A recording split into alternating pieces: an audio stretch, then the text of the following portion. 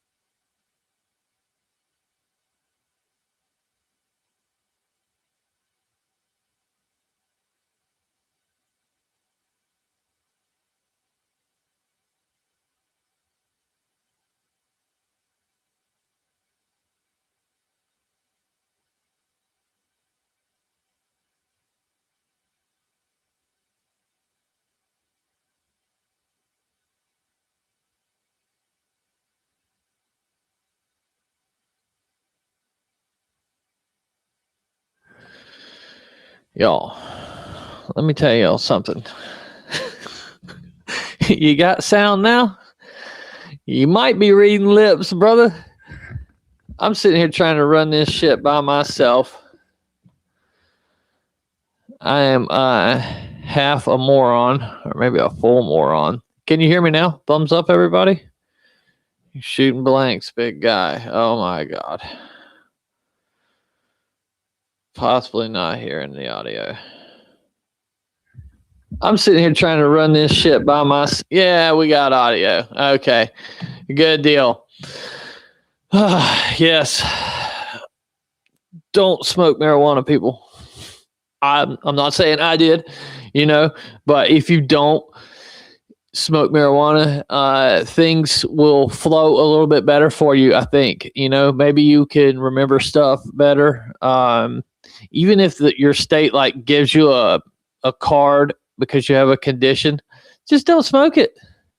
Just don't smoke it, because then you end up looking like a fool and you're running and now you don't know what you were talking about.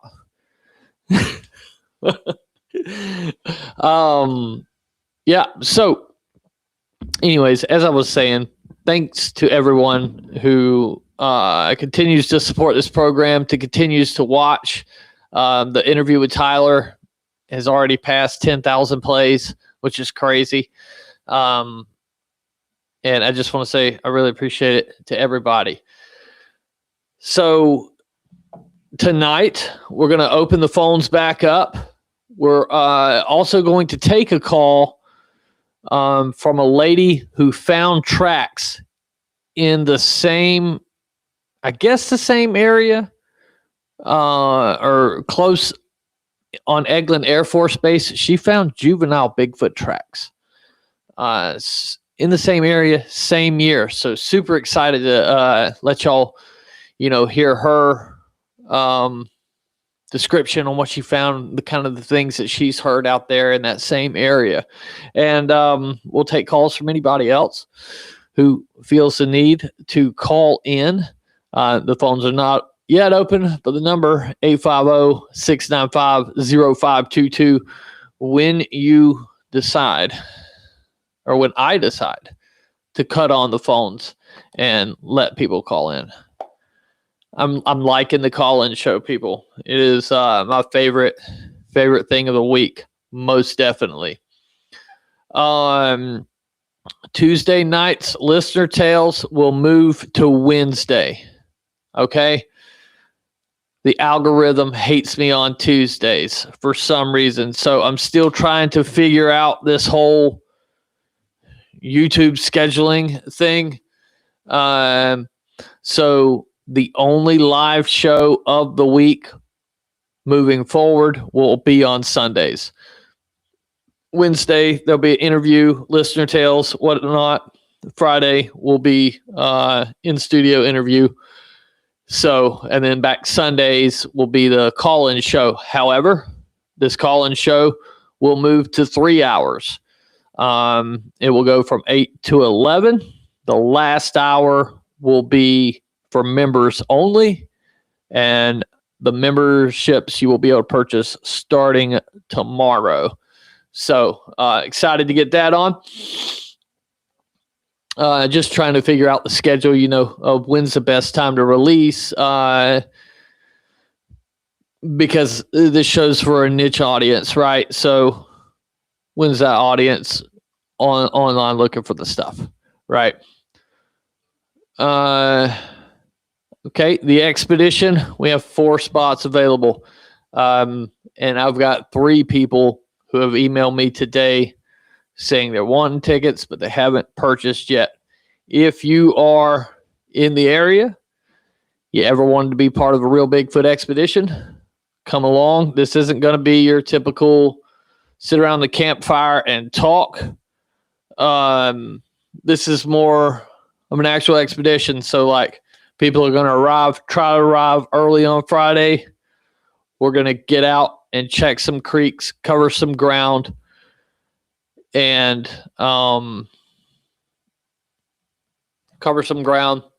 get out there and look for tracks, hair, breaks, all that kind of stuff. And then we'll go out, we'll come back, have dinner, go out that night, especially during the feed times. And I'll break things down this Saturday, be kind of the same thing.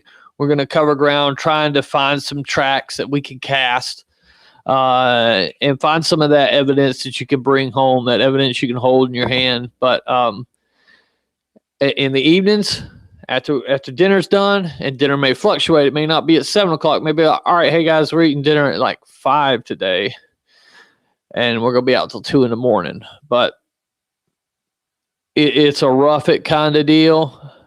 There may or may not be power. There may or may not be showers. Right? So we're trying to find Bigfoot, though. Like, I'm trying to put you on Bigfoot. So there will be inconveniences. Right?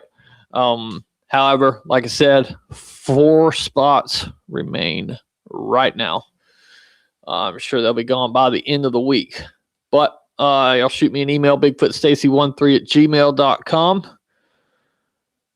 And any questions, anything you got like that? Okay. The next thing on the docket I wanted to talk about, I did a Dogman interview today. Absolutely wild. Right. I don't know a lot about Dogman. That's purposeful, right? I'm trying to learn from the people I talk to. I guess people report Dogman actually saying words and shit and understanding language.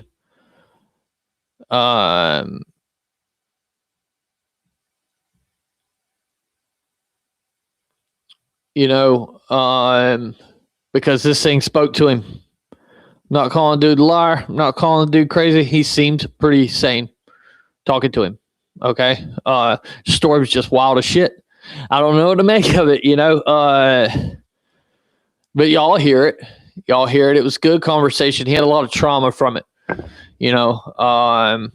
and it was weird interviewing him because he had fragmented memories from it. and there would be parts where he kind of like sped through a little bit or just kind of glossed over. I was like, whoa, whoa, whoa. And then, you know, we would get off on side quests, conversations, and talking and stuff. Still a great interview. The story is just wild. And I don't know what to think about it. You know, Jack's Gen, will memberships be tiered and have 3, 6 month, and 1 year options? Jax, I'm going to figure that out. I think we're just going to do 1 tier for the memberships.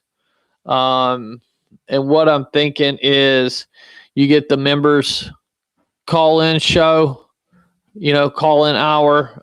There will be other member shows. They won't be scheduled. It'll just be like an email goes out, hey, we're going to go live tomorrow night. You'll also get you'll get lives that aren't as produced as well, if that makes sense, right? Like, because if I'm in the field, I can go live from my phone. Like, I'm going to Flat Rocks in a couple of weekends, and we could go live from there, right? And I could talk to everybody, you know, and crew around and stuff. It will also give you other perks, you know, probably not anything like early episodes, because I end up cranking these damn things out at the last minute nowadays. Like, I had a stack when I started of shows, burned through that shit already, you know. But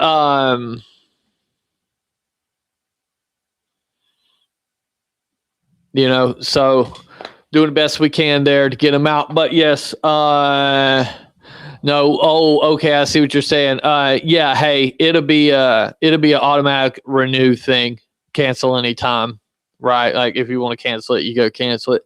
But if you forget about it, we still charging you. You know what I mean? Like, I literally just found out I have like 7 subscriptions. Like, Peacock is one of them. Why in the hell would I have Peacock? I don't watch that kind of shit. The only thing that makes sense for me is to have AMC, because I get to watch Shudder, and that's got like horror films on it. Outside of that, I shouldn't have any of that, but I got Paramount. Got Paramount for the UFC, which terrible fights last night. My guy lost. Patty the Batty got beat. Really kind of bummed me out. I was pulling for that kid. You know what I mean? Outside of that, we are approaching 10,000 subscribers. Right now, at the moment,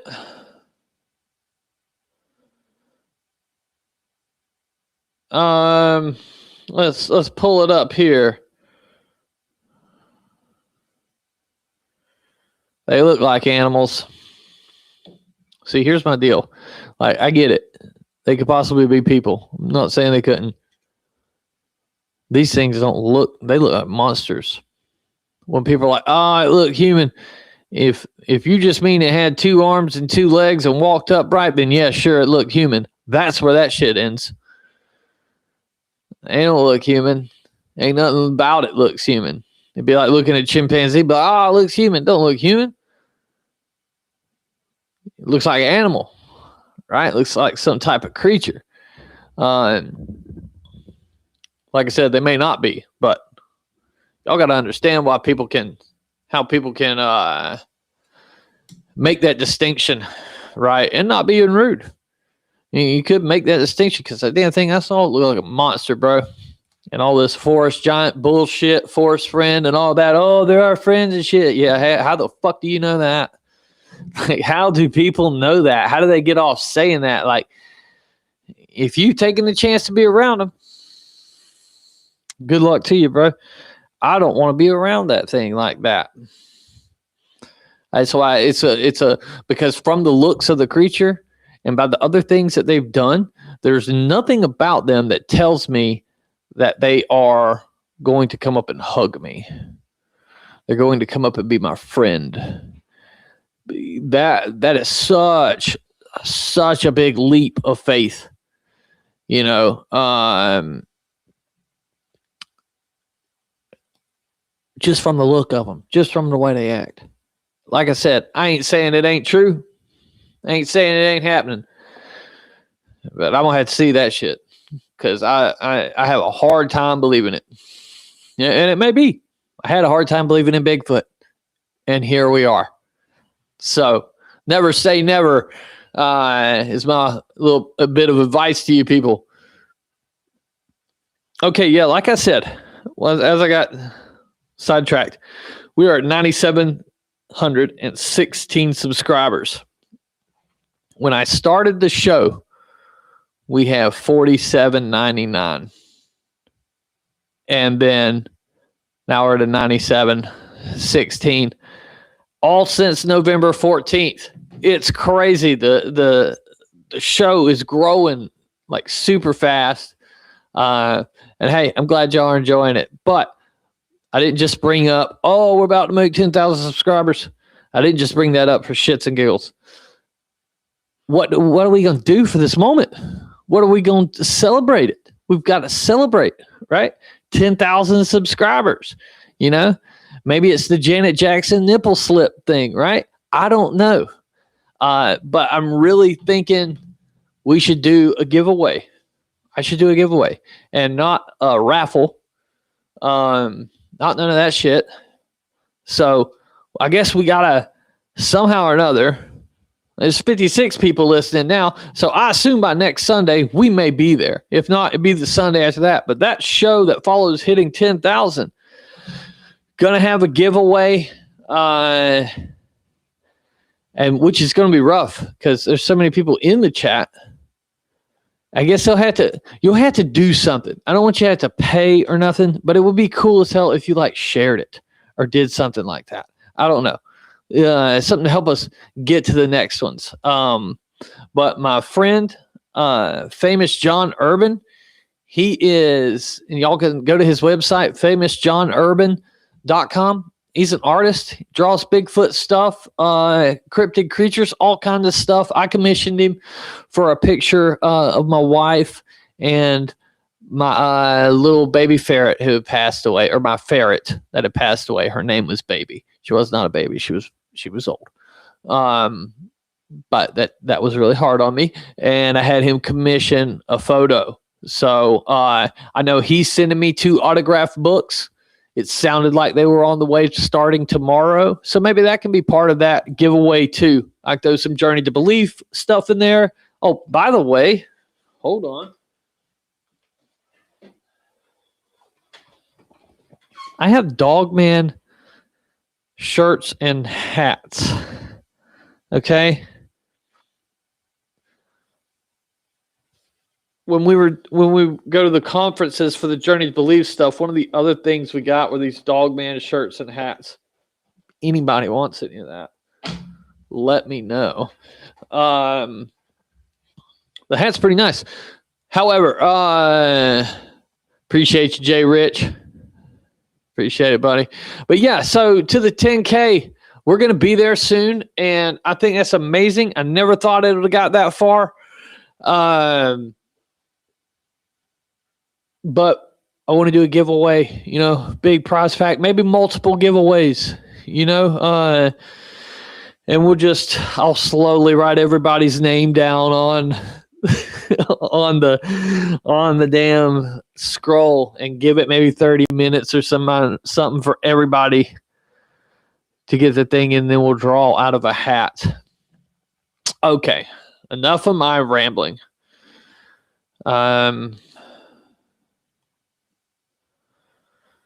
Let's get. We'll send her a text. I think we should go ahead and get our guest on.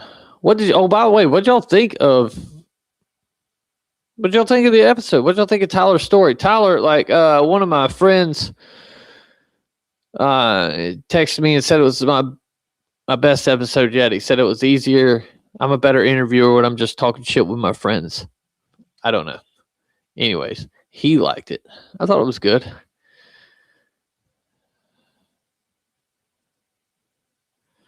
Sorry, I'm just sending this lady a text before I give her a call.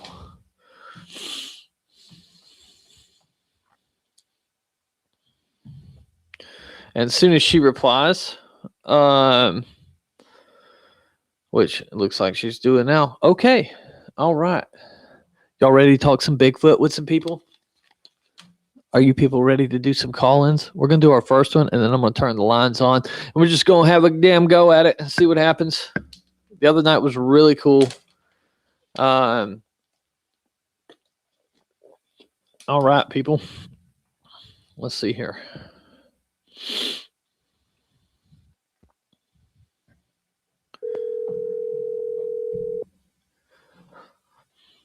Hello, this is Sherry. Hey, Sherry, this is Stacy from the Bigfoot Underground.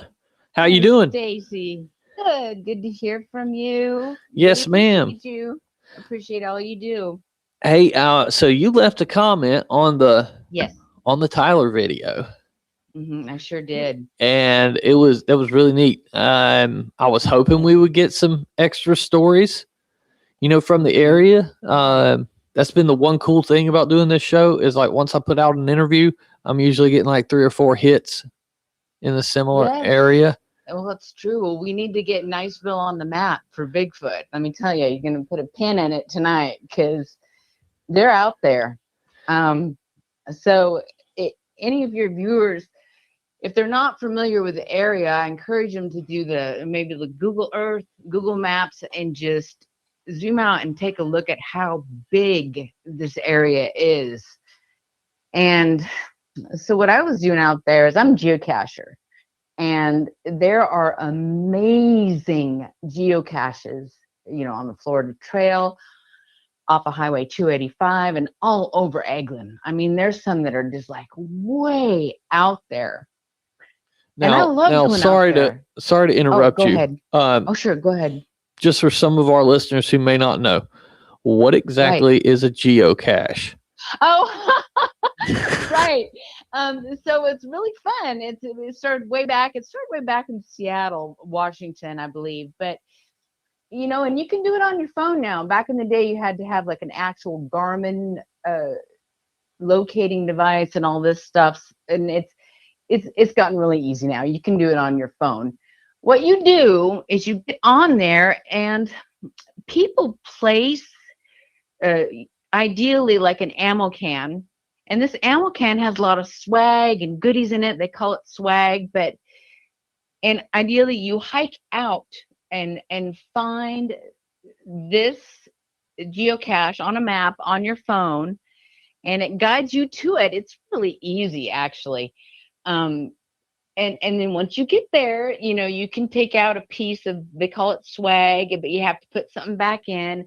And it's so much fun. I mean, you get out in nature, and they call it hiking with a purpose because, you get to find a fun cache of surprises out in the woods, and it's just a blast. I mean, if you don't know what it is, Google it, get some more details, and it's really easy to do now because you can do it off your phone. You get the app, easy peasy, right? Yeah, I did some with my kids when they were a little bit younger. It wasn't exactly geocaching. It was called something else. I don't remember what it was, but there was one little place we went to, and it was like a stump, right? Yeah. But somebody had cut the stump out and made like a gnome house out of it. Yeah. It was the neatest thing. It was so cool. Yeah. The kids absolutely loved it. But anyway, sorry to interrupt you. No, I say do it. And man, it's almost worth a trip with your kids, because if you go off Highway 285 on the Florida Trail there, gorgeous trail and deep into Florida, that they have the Boy Scout troop has just planted all these amazing trail of geocaches. And it's so much fun. But man, I tell you what, it's spooky back there. You get going on these Florida trails, and sometimes it's so much overgrown, it's almost like walking into a cave. It's like, it's really something. I mean, but I love it. I love it. There's a spot, the Florida Trail here. I think through Wakulla County is the longest trek that you don't hit civilization. It's like 84 miles. Man, don't you just love that? Yeah, and then like half of it's waist deep in water. So yeah,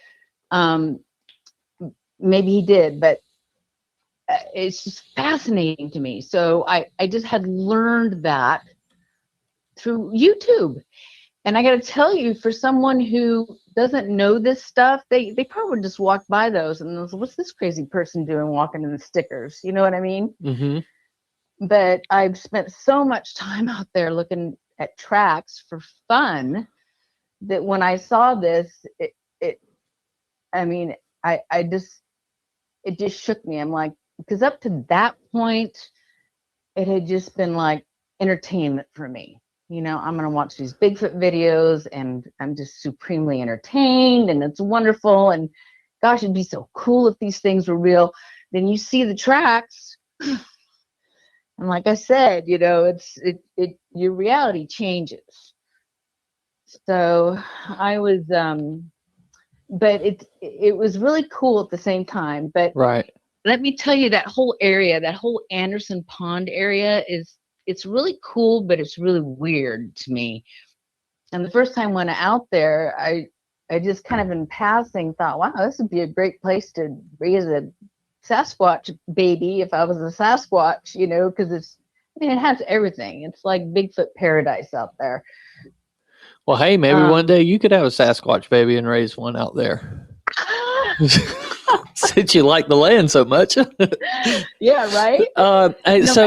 Serious question though. The toe structure on the things, was it pretty obvious that this thing had never wore a shoe? Yeah. I mean, well, it was just, the toes were they were distinct. Right. Right. And but it really looked very human-like. But the thing is, when we leave a footprint, you know how we have an arch, and so it's really swoops in. The print really swoops in, and you don't see much of the foot if you have a decent arch. Well, these look really kind of flat and wide, except for that one. You could see that little kind of ridge in the middle. Okay. And so basically, but I gotta tell you, I mean, this is it. People will just think, you know, it's a human footprint. People will just walk back and go human footprint unless they know what they're looking at. So we got a question in the chat. Yeah, go for it. Our guy GYPCRIXH, I don't know how to pronounce that. He wants to know, were the tracks super deep or was it more like barely an impression? No, they were decent deepness. It was pretty deep and they were pretty fresh. So they were new. They weren't. Yeah, they were new. These weren't old. Oh, and wow. I know. And there's gonna be a lot of people like, well, God, why didn't you take a picture? Why didn't you do this? And like I said, I just wanted to get to my truck before I threw up, because I realized these things in that moment, they're real. They're out here. You know. So have you spoke with Tyler yet? I haven't had a chance to, but I'm glad that you had him on. And before I forget, I want to know, do you know what road he was at when he saw that, when he was pulled over and saw that creature? What road was that? You know? I'll ask him right now, because I'm looking for his text, because he wants to get a hold of you. He wants to meet, at least talk to you. I went back because I had made it on Rocky Mountain Sasquatch's channel. They've got a really beautiful, someone sent in a gorgeous track line of a skunk ape. And I mean, it's textbook perfect. And I had made a comment because once again, it's a Florida panhandle area. And I'm like, oh yeah, I found those on England. And then apparently Tyler had made a comment and asked me some questions, and I didn't get that comment, but I had gone back to it to look at it. And that's another thing. I'm going to get that video. I'm going to give it to you, and maybe you can post that somewhere. Because you have a video of what? Oh no, that guy who. Oh, okay, yeah. All right, sorry. He was there with his whole family. I mean, you could hear his family talking in the background. If I'd had a posse with me, I'd been a brave soul. And right. Well, he said he goes fishing over at Anderson. What did he say it was? Hold on. Yeah, I go Anderson Pond fishing has over there catfish at in it. that pond. Wouldn't Yep. surprise me if something was that way. Yeah. He didn't tell me which road he was on yet. Yeah. I can't remember. I've been there. We did a recreation. It's a pretty gnarly spot. And I wouldn't doubt that these things are doing just fine out on this Air Force base. Right. Some beautiful creeks in there, and it's just, I mean, it's vast. And here's the thing, Stacy, they're building a lot of new houses around here, a lot, and they're right up against Wild Florida. So it wouldn't surprise me. I mean, it's getting big in this area. A lot more people are moving in, so it wouldn't surprise me if you get more reports. Hopefully, hopefully if I can come on here and chat about it, somebody else will. Oh, I'm sure. I'm sure. I hope. Yeah, that's just how it works. They're there. It's Yeah. like I was telling the guy I was interviewing earlier today. I was like, it's a snowball effect. Once one gets out, it's just like, here comes two or three. You know what I mean? Yeah. And it's every single time. So it's kind of cool. Now, you had said there were some other things that happened. Yes. And let me tell you real quick. So the very first thing that happened, I was doing geocaching, and right there next to the pond where Tyler's fishing, there was a geocache. And I was walking that way towards it. And at the time, it had that really tall grass. I don't even know what it's called, but it's literally like taller than me. And it's usually around the water. I don't think it was cattails. I'm not sure what it was. It was tall, and I wasn't really thinking much of it. As I walked past that area, something huge got up. I'm standing there, and I could just hear that whatever's getting up in this area of grass is huge, and it's getting up slow. And I'm at the time, I just know I was not imagining things. It literally sounded like it walked off on 2 feet. And of course, at that point, I'm like, okay, we're done with this cache. And I turned around and I left. But at the same time, I'm thinking, well, usually, a lot of times animals will charge out and run across the trail, right? Mm-hmm. This thing got up really slow and it just walked off, in the opposite direction of me. So I'm not sure what that was, but it was big, and it freaked me out enough that I finished right there. I was done. And so then shortly after that, I was at the Niceville Dog Park, which is actually quite close to where, it's not far. It's like around the edge of town before you get to Anderson Pond. And I was chatting with some guy and brought up, occasionally I would take some dogs out and walk on those roads too. I don't think you're supposed to. Now you can take your dogs to Anderson Pond, but at that time I think I was breaking the law. I was talking to him about that, and he said, and I go, yeah, it's weird out there. It's kind of got a weird vibe. And he goes, yeah, I had a friend, he's an airman, and he was camping out there, and then he was like, oh, never mind, I don't want to talk about it. I go, no, tell me, because I've had weird stuff happen too. And he said that his friend was camping, and in the middle of the night he was hearing these weird noises coming from the woods. And so he takes his flashlight and he shines it out there, and he's seeing eye shine on like 3 different figures that were like 7 or 8 feet tall in the woods. And he packed his stuff up and left that night. And I'm like, oh my gosh. And I've never spent the night out there, but it would be really fun. I think it would be a really good place to camp. You might have to stay there a while before I don't know what he was doing to bring them in that much, but probably just hanging out, being himself. Yeah, being cooking hot dogs, it's right. Like, but so anyway, so now we've got layers and of stuff going on. And then after that, eventually later on, that's when I found the tracks. And I had kind of taken a break for a while. Life gets in the way, and I'm just take a break, and I get back into it. And right away I find these tracks, and I'm like, wow. So I don't know. It's just Seems like you're meant to look for it. yeah. If It's but gonna you know, I keep do it popping up. different. And yeah. And so I'd like to get back into, I really do like to do geocaching alone. Now, if I went out like actual Bigfoot researching, I would not want to do that alone. I'm still on the fence about going out there alone. But, you know, if I get back into it, you know, now I want to be prepared. Now it's like, well, what am I going to have in my pack that doesn't weigh a ton that's going to help me document these tracks, you know? So I don't know if you could do something like that, like maybe do a short video like, oh, here's what I would put in my pack if I was, do you know what I mean? Oh yeah, and I that's a don't good wanna, idea. That's a good idea. Yeah, I don't want to carry, I mean, I want it to be fun. I don't want to schlep around, Right. you know, I don't know what. Well, you know, 25 pounds like would be pushing it, but that's the thing. Like I usually honestly yeah. leave my plaster in the truck. My back is bad. Yeah. I got hit by a dump truck, and so my back's been trashed since like 2016.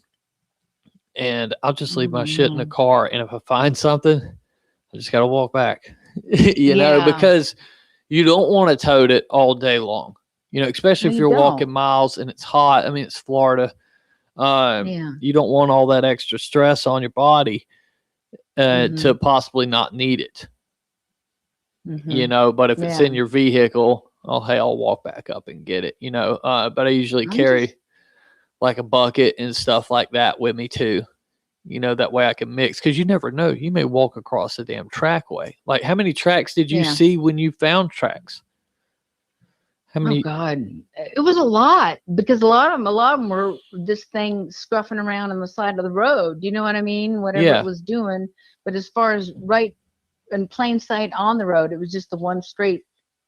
And the road's wide. It's a wide road. And Tyler will tell you that these, which I kind of like, because it's not closed in like a lot of these Florida trails. They're very closed in. Oh, yeah. These roads on Eglin, they're really wide. And so you have like this, you know, it's a little, you feel a little more comfortable. Right. Walking on them. Oh, Tyler said it's Range Road 211. Yeah, I don't know. I just know it's the road that if you come into Anderson Pond and you just keep going straight, you don't turn off to the pond. There's like a frisbee golf discourse there as well. You don't turn there. You just keep going straight, and there's a gate, and a lot of times the gate will be closed, and it'll say, you know, you got to check with the Jackson Guard is where you go to get information, where you go to get your base pass and all that good stuff. Right. You know, you got to check for them before you go in. And I'm not sure if everyone does that, but you're supposed to. I know where he was at. You don't pass a spot like that. Yeah. No, I know it was like we went from town and then made a left because we met him right by the interstate up there, like the I want to say it was a Crystal Burger. Maybe it wasn't Crystal. But we went down, made a left, and it seemed like we were right there. Wasn't too incredibly far, maybe 15 minutes outside of town. It is. It's close. It's very close, it's a great spot is for families, and it's a great spot for, you know, if anyone wants to do some kind of Bigfooting, but they don't want to, go so far from civilization. I mean, it's really convenient, because you can go out there and rough it, and if you've had enough, you just go down the road to Danny's Fried Chicken, you know. Yeah, right. It's like, it's fun. It keeps the fun in it, but it is a primitive campground. So basically all I have are porta potties. I just really like it. I mean, I actually went out there the other day and walked, and I took some video. I was going to send it to you if you want to post it somewhere, if you want to attach it to this, you know, sure, video, just so people get an idea what it looks like. So while I'm talking about how wonderful this area is and how weird it is at the same time, they can actually see what I'm talking about. Right. And I took a picture of the road. The other thing I took of is the side of the road, which is just a massive amount of deer tracks. Just to give you an idea how many deer are in the area. Right. It's crazy. It's crazy. Well, I know But I talked to Tyler the other day about camping out there, and Yeah. he told me Mhm. we're going to go ahead and go through that process, and then hopefully here soon we're going I think to it'd be good. yeah, we'll go give it a shot. He said, but he said you can't leave the campground at night.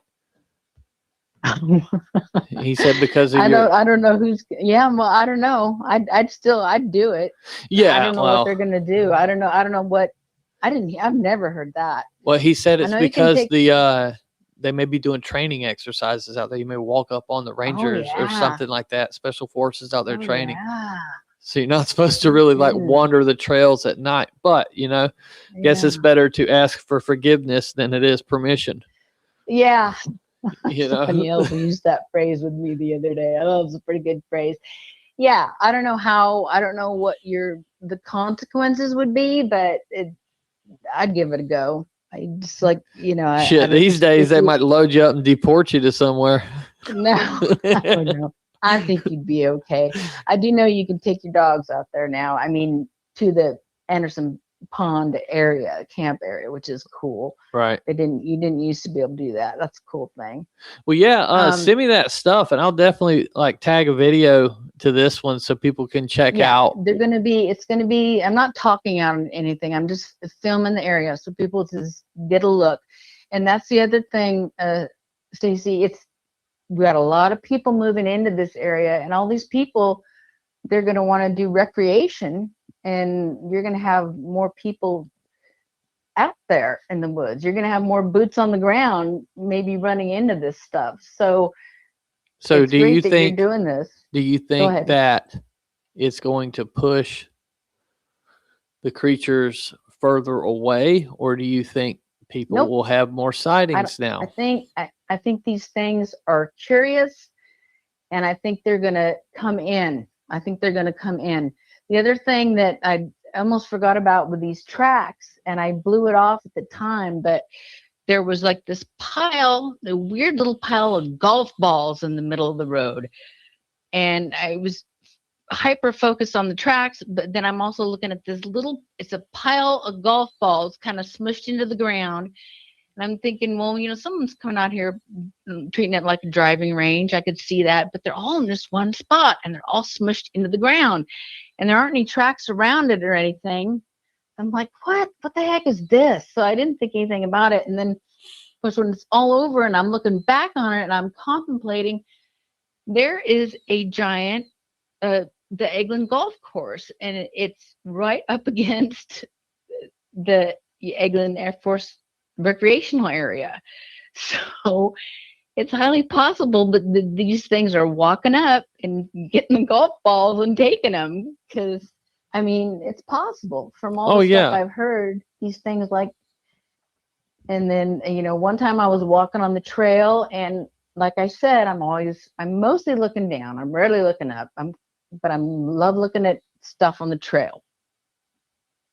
I walk out, I get the geocache, I come back, there's no one around. And all of a sudden I see this bright neon tennis ball in the middle of the trail. I'm like, well, where did this come from? Because there is no way I would have missed that going out. I would have seen that from way down the trail. And I probably would have picked it up. I'm like, oh, dogs would like this. You know what I mean? Right. So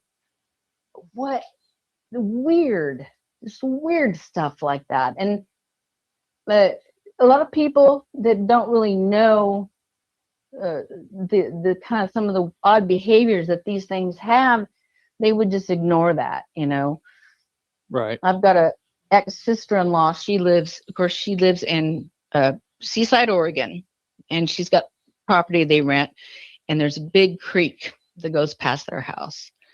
And I'm like, yeah, I bet you got a Sasquatch out there. And she's like, yeah, no, I don't think so. I'm like, well, has any weird stuff happened to you? And she says, one night, her husband wasn't home. I was there alone, and the dogs were just staring into the tree line, growling, and their hackles were up, and they just wouldn't stop. Well, I know because I've listened to endless videos on these creatures that that's something they do a lot of times when the husband's gone, the man of the house is gone. They focus a little more attention on the house when the woman's alone there. And the other thing is, she said she had an apple tree and that she was just getting ready to pick these apples. They go out to pick them. She's like, oh, they should be perfectly ripe now. Well, the tree was picked clean All to of the them 7 gone. foot line. Yeah. All right, to the 7 foot line. And Yeah. then, but there was some left on top. Okay. So she got that weird experience. And then the other thing, and this is the best one. This creek is a gorgeous creek. They actually have salmon run through this creek. So they're out there one day and they find on this log 3 salmon very precisely placed in a row, and just the bellies have been eaten out. Some ate it, but it was just the belly, and then it laid it out nice and straight and perfect on the row. And she's like, well, it was probably a bear. And I'm like, bears don't do that. Bears do not do that. No. It's like this an OCD Sasquatch thing. And Right. like, so little things like that. And if people can hear things like this on, your show, that if something happens like that in their backyard, they'd be like, oh, wait a minute, Oh yeah. maybe I've got one of these. you know? There's so many that, like, you got to figure somebody had an encounter today, Yeah. right? Oh, yeah. So are they going to know anybody to call? Are they just going to write it off? Is it something as simple as the salmon sitting out there? Yeah. Just something they don't notice? Like, how many of these encounters are happening that people either A, don't have nobody to call, or B, just don't put 2 and 2 together and think it's a Bigfoot because they've never seen it. It's exactly. You know. It's exactly. And it's catching on. People are at least, I kind of dig the Finding Bigfoot show because it's creating awareness, right? Right. Kids like it. It's kind of fun. But I mean, it's really getting some momentum now. I mean, one of the things that's really funny is when I'm driving around town, I see more Sasquatch stickers on the back of dudes' pickup trucks than I've ever seen. It's not just it's become pop culture now, which is super cool. It is I love that, because I mean, and that's the only way. And I know that you ask people if we're ever gonna, if it's ever gonna get exposed, if they're ever gonna get proven, and I think they are. I think it might be someone political leaving office. It's like, well, I'm done. By the way, Sasquatch is real. You know what I mean? Right, right. Or a deathbed confession, hey, I'm leaving this earth. Kids, make sure this stuff gets out there. I think something like that's going to happen. I have a feeling that's going to be like that. I hope you're right. Snowball even more. Don't you think so? Don't you think that sounds like a legit way for it to go down? I don't know. It does. And I really think that's what it's going to take. I think it's going to have to be somebody from the government or the government itself comes forward with the information, because I believe they already have it. They've got to have it. It just doesn't make sense. Like, if I saw one, I know y'all had to have seen one by now. I know, like, y'all are the people they call. You think about it in the 90s. Who do you call? You call the Fish and Wildlife. You didn't have, everything, the internet and all these places to call Bigfoot shows and shit like that. Like, before Bigfoot podcast, people were reporting it to law enforcement. So I know they got to know. And it's just a matter of time of when they tell us, if they tell us. Like, I really hope they tell everybody before I leave this earth. Yeah, me too. Yeah, I just hope. I think they will. It's coming. Somebody's. And I just, like you said, I do wish people would just share more. If you've got that surveillance footage of the Sasquatch in a dumpster, just please give us that footage. Don't worry about it. Just get it out there, right? Right. Just let the world have it. Because it's People have to quit making this a taboo subject, and hopefully that's what it is, because, like, I think when people get the feelings hurt by somebody laughing at them, I think that's on the person that got the feelings hurt. Right? Yeah. Like you should step back and be like, all right, listen, this what I'm telling them sounds fucking crazy. Yeah. So of course they're going to laugh. Mm-hmm. And don't let Yeah, that you get you just down. Because yeah, I don't. it's a I big don't story. Yeah, I don't let it get me down. I mean, it's just a matter of fact. It was really funny. Like right after Halloween, I got together with some friends and like, oh, Sherry, what'd you do for Halloween? Did you watch some scary movies? I don't. They like scary movies. I don't. But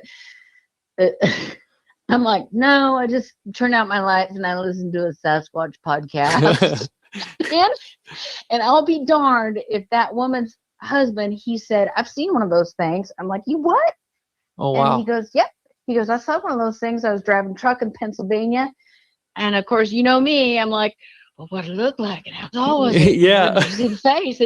And he said, he said it looked like a tall, muscular basketball player covered in hair. And he made a point to say that it was hair and not fur. He Right. made that a point. He's like, it was hair. Yeah. It was covered in hair.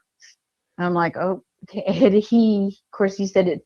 He didn't really see the face. He just took his mind and meant to wrap around it. But that's happening. People are coming forward. They are. They're not afraid to talk about it. They are. There's kind of a whole global shift, with all the paranormal stuff. People have always talked about ghosts, but like UFOs and Bigfoot, people haven't always been forthcoming about their stories because of the ridicule that you face. But all that seems to be ending now. Yep. And I think thank the world's goodness. a better place for it. I think so too. I really do. I wanted to tell you something, and this might be relevant for anyone who wants to do this Bigfooting at night. But one thing with the chimpanzees that I noticed at the sanctuary is they are really active on a full moon. So I don't know if you've noticed that on a full moon, if you go out there on a full moon, if there's more activity. Have you noticed that? Actually, when I'm in the woods on the full moon, it's less activity. Wow. Right. Really? Yeah. Well, now that's not saying that the shit don't happen on the full moon, but Yeah. it seems to me, and I could be wrong, right? But it Mhm. seems to me because of we usually have more activity on dark nights, and the things that see at night see better when it's a dark night, right? And I think animals are more skittish because there is so much light on the full moon. Oh. So your deer lay down. And also your feed time would be during the day. It's hard to walk up on animals in the full moon, but we've been charged. We've had some crazy ass. We had an encounter. There was like 14 of us in like 3 different vehicles. Yeah. And there were like 3 of them around the vehicles and in the woods and stuff. It was wild. You would think that these people wouldn't or that these creatures wouldn't come around a large group of people, but it very much happened. And the full moon, my son's like, something, he's like, Dad, something just walked right by the truck window. Because the moon was shining in and it like silhouetted. Yeah.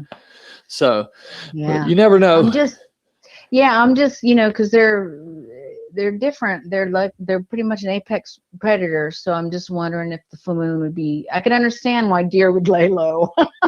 Yeah. I'm just wondering, it'd be a great time to go out. I think it is. It'd be worth a shot. Yeah. Yeah. Well, because that's just my experience. I've had more luck on one night. It doesn't mean any day's better than the other one. But you know what? You ain't gonna have an encounter at the house, no matter what. No matter what the day is. You gotta get to the woods. Well, you gotta get to the woods. Yeah. Yep. Well, I really appreciate you reaching out and taking your time to jump on here and let everybody hear your story. Yeah, well, hopefully we'll get more people out there on the range and with a little more, a field research state of mind than I was in. Yeah. You know.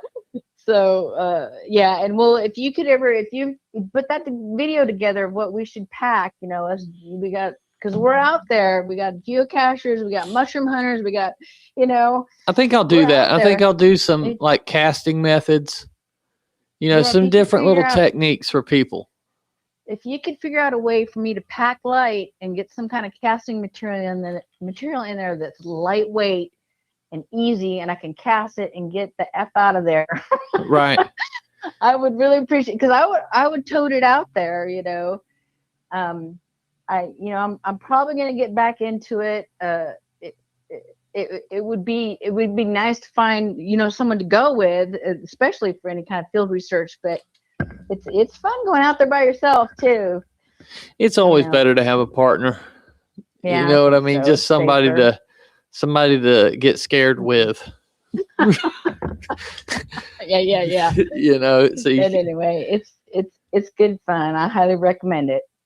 all righty. Well, hey, All right, listen. thanks, Stacy. Keep up the good work. Yes, ma'am. Anything else comes through, you hear of anything, be sure to I'll shoot you reach an out email. to me. And do you mind if I share your contact info with Tyler? No, I do not mind at all. And Okay, because he lives right there. yeah, that would be great. And then because that would be awesome if I could have someone who's, he could come in like a first responder. We got Bigfoot around. Right, and he definitely would. He definitely would. So, yeah, that would be awesome. And I think there was one thing I was going to ask you to do, but I can't remember. It's endless. We could go on forever. Right. But anyway, all right, I am going to send you those videos. Please do. The area, so you can post it so people know what we're talking about. Right on. Well, all right, have a good night. Yes, ma'am. Thank you. Thank you. Bye-bye. Bye-bye. All right, people. What y'all think about that? That's pretty wild. Her story reminds me of a time that we found juvenile tracks, and I'm talking 5 inches long, down Aspalaga Road outside of Torreya. They were all in a straight line. They went on for a ways. They stepped off in like the briars and stuff, and then would come back to the road. And we didn't have any plaster on us. And I sent my buddies to Bristol, or maybe they ended up having to go to Bluntstown, but to go buy all the plaster that they could. So they come back like 2 hours later with the plaster, and we cast a lot of tracks that day. It was a super cool day. But you never know, and she had some good ideas about me making videos, just what I would recommend you would pack in your backpack. You can get collapsible buckets. They don't weigh much. Probably the most weight you would end up toting would be water, right? Which is always best if you can just find water at the creek. Okay, so we got a message. And the message says, "Hey, my name is Chris. I live in Maine. I've got a couple of stories that might interest you. They're for your live show." So we're about to give Chris a call and see what kind of Bigfoot stories he has.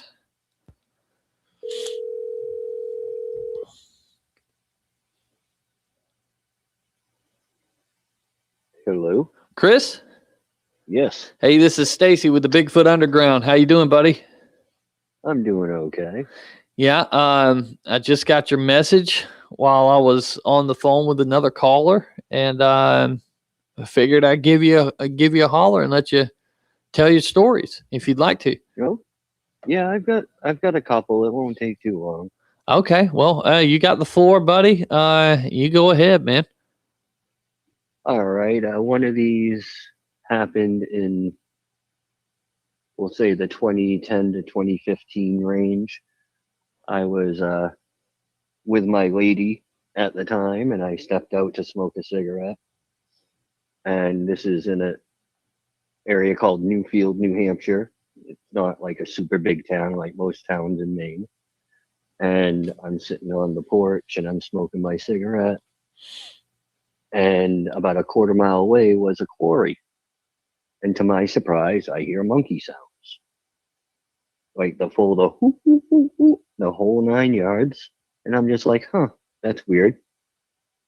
I'm still smoking my cigarette. And her dad comes out and the family was Micmac Indian from Maine. And he just walked out. He goes, the big brother is talking tonight. I'm like, what are you talking about? Who said this now? Who said this? That was my girlfriend's dad. Oh, okay. He Gotcha. came out and he heard the same sounds and he just kind of chuckled and, said that, went back inside. And I'm just about almost done my cigarette. And I can hear something walking because I'm on a raised porch, probably 15 feet high. Right. And then you look down, there's where you can see a little creek. And I can see the creek and I can hear something walking down the creek. So I'm like, huh. And I sit there and I'm smoking my cigarette and I watch splashes in the creek without seeing what splashed in the creek. What? In a bipedal foot motion. You saw splashes in the creek as if something was walking there, but nothing was there? But nothing was there. And then interesting. Took maybe 15 seconds. Uh-huh. Because it was maybe like a 30-yard spot where I could see. And it's literally like whatever it was, as soon as it got where I couldn't see it, just goes. And I'm like, so I stop. And I wait. No more footsteps. No more anything. And I'm like, wow. What was that? And I waited a little bit. And this being a redneck Maine thing, I grabbed a flashlight and walked down because we're not always the brightest bulb. And I could see the track of the footprints in the creek. And they were roughly about 15 inches long. Like it just looked, you couldn't make out toes, but you could make out where something had walked in the creek. Right. Then probably 5 years ago, I was at my family plot. We have a little plot on a private pond. And it was raining. And I'm like, I don't want to leave yet. So I sat in my car. And I got a YouTube video going on my phone. And I hear something, same thing. I hear something walk down our property line, stop even with my window, which is down. Once again, smoking a cigarette. Yep. And I pick up my flashlight and I turn it on. Once again, nothing was there. And I'm like, okay, I'm freaked out, rolled up the window and powered back in reverse because I couldn't see nothing. Last year, I had rocks, probably 18 inches wide, thrown into the lake from behind me, going from the plot from the right of me. A rock went in. My plot, a rock went in. And the plot to my left, a rock went in. And you could hear by the sound of the splash that it wasn't like, oh, I'm going to pick up a golf ball sized rock and throw it in the water. Like it made the platoosh. Right. And I only caught the rings on the third one, which is how I know the left one was the last one. And once again, I went, okay. Like I had my phone out because I was listening. Once again, that's why I'll go up, I'll go fishing. I'll have my phone out, have like a YouTube video going, whatever. I packed everything up in 0.5 seconds and once again left because I'm like, if that rock was meant for me, we wouldn't be talking today. Right. They would have found me face down on my picnic table with a rock on my head. So those are my 3 stories that I truly believe in it. It was Bigfoot or Bigfoot adjacent. I don't quite know because I didn't see anything, but they fit Bigfoot behaviors that Right. we've learned about from everything. So the whole thing with the rock hitting in the water, that's cool. I got a story like that as well. The cloaking, like when that happened, that first encounter happened to you. Did you know about Bigfoot? Did you know that they were like they could cloak? I had heard about it because I've been into, when I first started, they had the lovely title, the esoteric, Right. back in the early 90s when I was still in high school. But I found a book called Monsters of the World, and it was basically a cryptid book. Right. And I found that at like 14, and since then I study as much as my brain will let me. Yeah. Yeah. Well, so what when you seen this, sorry to cut you off, but like when you're looking, you're seeing the water splash like something's there, but there's nothing there. How are you trying to process that? How are you trying to make sense of that? Like what's running through your mind? To be honest, I'm looking, it was almost, I don't want to say like an out of body experience, but it was like I could see me seeing what's going on, and quote unquote both me's going, what's going on? Right.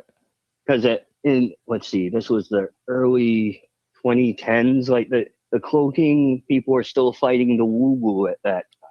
Yeah. Like, and like I'm like, it could happen because tigers just come to the side of the road and eat people in India and they don't see them. Mm-hmm. Like, it's a very possible thing. If you're an apex predator, you can sneak up on a soft, squishy human and we can disappear real quick. Right. But I didn't know what to think because I'm like, okay, because my logic brain's going, something's walking. Mm-hmm. But then the other side of my brain goes, why can't I see it? Right. Hence why I could have been part of missing 411 because I went down with a flashlight and had to look in the tree. Right. Like, and that's one of those things, like, I had to know. I'm like, I need one more level of tangibility to prove that this has happened and like someone didn't spike my cigarette. Well, hey, so the other interesting thing that happened in this is you said the father-in-law or my girlfriend's father. The girlfriend's father. He come out and was like, the big guy's out tonight? Mm-hmm. Did you like? Technically, he said the big brother. Okay, well, did you ask him to elaborate, or like did you? How did you take that? Because I'd have been like, "Yo, hold up, tell me everything you know." Well, I went, "What are you talking about?" And he looked me dead in the eyes. He goes, "You know exactly what I'm talking about," and walked back in the house. Oh, like it was a TV dad moment. And I kind of looked at him, and once again, I scratched the back of my head. I'm like, did that SOB just say that? No. Yeah. No. Yeah. He did. He just said what he said. Wow. So I'm not crazy. Okay. And that's when I went down and looked, because I'm like, you know what? To heck with this. I need to. Because he basically told me, yeah, this is what it is. Right. And I'm just like, okay, well, I need that one more layer. And then I saw the outlines of the footprints in the bottom of the creek, and I went, okay, yeah, I think I'm going to bed. Yeah. Because at that point, my brain couldn't compute. And it's one of those things where I also say, now that the population's up in Maine, we see a lot more bald eagles than we used to. Mm-hmm. We still don't take pictures of them, because when we see one, we're like, oh, look at that. Right. And it's times like that when I see a normal wild animal where I go, Of course you're not gonna get pictures of Bigfoot. You're freaking sitting there and your jaw's down to your knees and you're going, what? And see, that's what everybody, like, I got a buddy of mine who's a skeptic. He's like, oh, I can get a clear picture. Bullshit. I swear to Try to God. get a clear picture of a deer. Yeah. Well, yeah, that's another thing. Like, these people don't understand how hard it is to get a clear picture of anything, let alone something that you're very terrified of. Like, if you get a clear picture, it's because you've got a camera on you running already. You ain't reaching for your phone. I don't care what people say. They always, well, why ain't nobody take a picture? I'm like, brother, you would not reach for your phone. I promise you, it wouldn't even be a thought. No, if you see an 8-foot silhouette or you see red eye shine, most people are gonna wet their pants. Yeah, I'm not taking my eyes off of the damn thing to open my camera app. Like, exactly. That's like, what people don't think that. No, they don't. And up here in Maine now, people are like, oh, we like a couple of my friends are like, oh, we get it on trail cam. Really? Because okay, buddy. This year in Maine, there were 4 pictures of mountain lions in Maine that are not supposed to be in Maine. Right. Now, if we can get 4 pictures of mountain lions that aren't supposed to be here, imagine if something's really not supposed to be here, and it might be able to see the infrared. Yep. And you're not going to get pictures. Well, those statements are by people who haven't put a lot of thought into it, or they're people who are very inside the box. I personally think a lot of people are scared to think that there's something that we don't know about. Right. I think that's a lot and it's not like fear. It's just like, I don't want to know. Right. It's like going into the ocean. Like, yeah, we want to know what's in there, but part of us goes, I kind of don't want to know. Yeah. Because what we know is already so big, like a giant squid. Like, no, thank you. Right. Like, no, thank you. That is not on my list of bingo cards. Let me ask you, you said you're up in Maine. So I had a buddy that lived up there named Bill Brock, and he did an investigation into the Durham gorilla. Have you ever heard of such? I haven't heard of the Durham one, but because it did make it to primetime TV, I couldn't find it, mind you, because it's hard to find the actual homestead, but I did drive up through Palmyra, Maine, trying to find the dogmen / werewolves. Okay. Well, in Durham, Maine, Durham, I think is how you spell it. In the 70s, I want to say, there was an outbreak of gorilla sightings, and it was to the point to where a school bus of kids and the driver seen this thing walking across the field, and the bus, I believe, actually stopped and watched it. They all thought it was a gorilla. That is really wild. Yeah, if you want a rabbit hole, to dive into, bro, look that up. How far are you from there? From Durham, Maine, let's see. I predominantly live in Sanford, so I'm down southern Maine. So that's probably maybe, I want to say probably anywhere between 45 minutes to an hour, maybe 2, depending how much further it is past Portland. Well, look it up, bro. Look it up because that's in your area. You're not far from there, and that's one of my favorite encounters out of Maine that I've ever heard. I will say I did find the person who had a Bigfoot walk through their backyard in Alfred, Maine, and I got to speak to them. Right. And their whole family. Like, it was by the time I got there was a grandmother at that time that would have been the child that was there is a mother of her own kids. And I got to sit down and talk to him for a couple minutes. I'm like, so did this really happen? Because I saw this not on a certain site. And they're like, yeah. I'm like, okay. I'm like, could you show me how? And it was the same house, because in Maine, once you get a house, you usually stay in that house. All right. Multiple generations. And I look out this little window above the sink, and it went from that corner to that corner. I go, okay, how fast was it moving? She goes, it did it in 6 strides. Wow. And I will openly say, I went out and I'm like, can you see me? And I reenacted it. It's 50 to 75 yards. And this thing did it in roughly 6 strides, she said. Right. And I'm like, cool. I need to go fishing and mull this over. Like, that's right. wild. So, because when you start to think about it and put it in human proportions, some of the things that happen, you realize it can't be, oh, it's some dude in a suit. right. Like, Because the next thing they say is it's some guy on stilts in a suit. And it's like, bro, come on, quit moving the goalpost. You know what I mean? Yeah. Like, well, that's why I don't like to get on the truck about it. right. But unfortunately, they're going to make it so we have to have a bond. Yeah. And that's the last thing you want to do, because if you think about it in terms of conservation, they're in danger. But yet you're going to make us kill one to prove that it's there, which dwindles its numbers more. Right. Well, it's like I told people when neurodivergent people go to high school.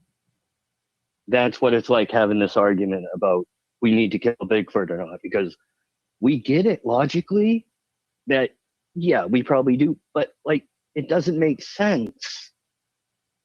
right. Well, these days I'm hearing so many reports. I don't know if they'd be on the endangered list. Either way, I think our best bet, if we don't want to have to kill one, which I do not, like, not only the whole thing about how the hell you gonna get out of the woods away from the other ones if you do kill one. Because I'm a big fan of them gathering their dead from the few right. Reports we have of them being put down by humans. Yep. But why not just get the government to tell us what they know? Because they know. Yeah. Well, there's no way. What was it? 1978, the Alaska pamphlet showed Sasquatch as a real animal. Well, even down here, like in the Swanee River Management, the lower Swanee River Management wildlife area, in the brochure it says no harvesting of swamp apes or skunk apes. I just had a question pop up. A guy said, "What are my thoughts on Washington State saying that you can't hunt Bigfoots?" Mm-hmm. It's all the same thing, right? So, yeah. Why are they doing that? Goes back. If they're not acknowledging it, why can't we kill one? Exactly. And it goes back even when you've got the Almas in Russia. You've got the Yeti in the Himalayas. You've got the Orang Pendek in Indonesia and Micronesia. Like, they're all over the place. Yet you can't admit that they're real. It's wild, dude. It's wild. It is. And a lot of indigenous people, everything they do, that they make their cave paintings, and it's all real animals. It is. It's all real S word.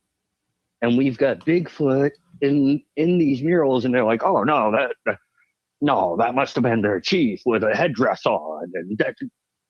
Yeah, because the normies can't think outside of the box. The normies have to think that they know everything. And that is the problem. When you talk to people, like, people tend to think they know everything about everything. You know what I mean? Yes, so why wouldn't they do the same thing with Bigfoot? They can't process that something they've been told their whole life is myth and fantasy actually is real. So would you call yourself a researcher now? Are you Are you starting to get out? And I know you said you went to that one house. Are you starting to investigate this topic? I'd call myself right now a researcher more than an investigator. Okay. Because, like I said, I did only go to that one place. I have done other type of investigations. For a couple of years, I was with a paranormal group up here in Maine for a little bit, and I saw some things, and those things weren't the best. So I had to get out of that, being an empath and someone who had a bad heart. Right. Let's just say I watched a woman turn into a man for about 30 seconds. Oh, hey, I see that shit all the time up at the Capitol. They'll be protesting. They'll be them for a few hours. That way. I'll be honest, it wasn't that way, and if it was, she was way ahead of her time. Hell yeah, trailblazer, bro. Yeah. Oh yeah, trailblazer for real. But there's been like. What do you mean though? You said a woman turned like it shapeshifted? Her face started to shapeshift, and I wish I still had the footage. It wasn't my laptop. It was the group's laptop. But for all night, I'm like, because they're like, none of us can sit down that long. I'm a gamer. I'm like, okay, you put a computer screen in front of me, I'm not going to move. So they're like, you monitor the computer, the footage. So we had 4 infrared black and white static cameras. We had one on the front door, one on the school floor because it was a historic society / old schoolhouse in Mechanic Falls. Everyone is set up where the teacher would be. I'm in the back, just in front of the old outhouse. Like you could open the door and still see the holes. Mm-hmm. Like there was no poo in the holes, but you could still see the holes. And I'm sitting here and I'm looking at the screen, and the door right behind me, it looked like the stereotypical hat man. Okay. Like not like the big top hat, but like a shorter, almost cowboy type hat. Right.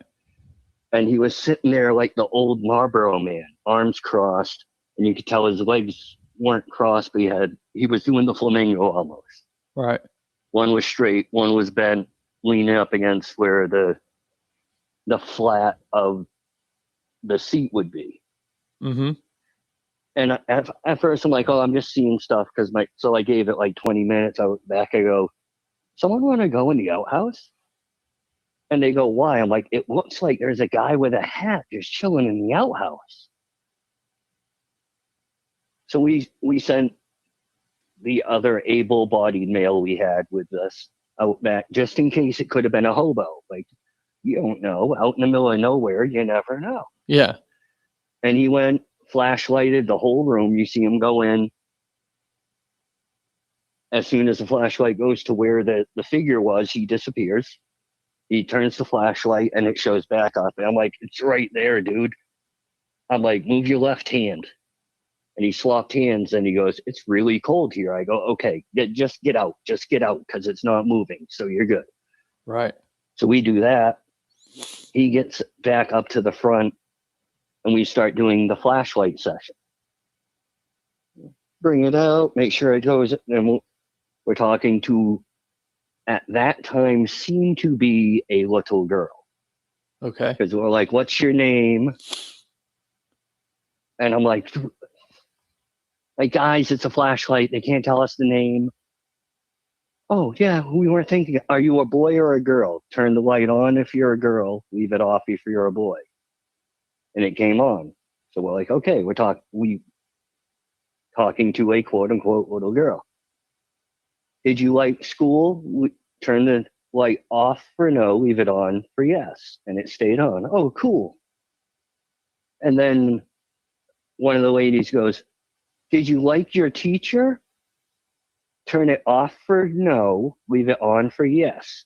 The light went off. We heard an audible scream that we caught on audio. We all go, what the heck was that? I look down, the Hat Man is no longer in the outhouse. I look up, and a married couple was in the group, and his wife happened to be in a wheelchair. She had really bad hips and knees. I felt really bad for her. She couldn't move well. And she immediately goes, "He's in me." And I'm like, "What?" So I get up, I walk where everyone else is, and she goes, "He's in me." And as she's saying it, she's getting more and more panicked. And the more panicked she is, I'm looking at her. She was a round-faced woman. She, her face was elongating, and she was growing a beard as I watched her. Wow. And her husband, who practiced Wicca, went, "Oh no, this isn't good. Help me get her outside." So we get her outside. He does he a binding acknowledged ceremony. it. Oh yeah, he looked at me because no one else was. How do I say this? It seemed like the others with us were not witnessing what me and him were seeing. Right. If that makes sense. Yeah. Like me, him, and her were in a certain bubble, and no one else saw what we were seeing in this bubble. So we get her out. He does a binding ceremony, and as soon as he finishes the binding ceremony, her face gets nice and round again. Her eyes went back to the normal color. She didn't have stubble. And me and him looked at each other. I go, "Get her in the car, get everyone else in the car, grab it, we're leaving." And the woman who was running the investigation goes, "Oh no, we paid for 8 hours." I'm like, "Well, you can stay here for 8 hours. The rest of us are leaving. Did you just see what happened?" Yeah. She goes, "I didn't know." And the other guy's like, "What's going on? Like, why are you guys freaking out?" And we're like, "You didn't see that?" And they're like, "No." And we're like, "Oh my God." And it was like an hour and a half ride home to my hometown from where we were in Mechanic Falls. And the whole time we're like, "You didn't see that." So 3 of us are like, "You really didn't see that?" And the other 2 were like, "What are you freaking out about?" And then we get back and we look on the footage, and on the footage you could see her face more. And that's when they went, "Oh, we thought you were just effing with us." I'm like, "No." So after this, I'm like, "I'm done. I'm done. No, I have no more questions for the afterlife. Thank you." whew. Yeah, I'm gonna be honest with you, man. I had some stuff go down, kind of got out of the paranormal myself, ship comes to your house. It'll come to your house Yeah. with you, and it's cool to find out if it's real, but there's a price to pay for that. There is. We had to literally find a 24-hour church one night because one of our fellow investigators was not themselves when we left, shall we say. Oh wow.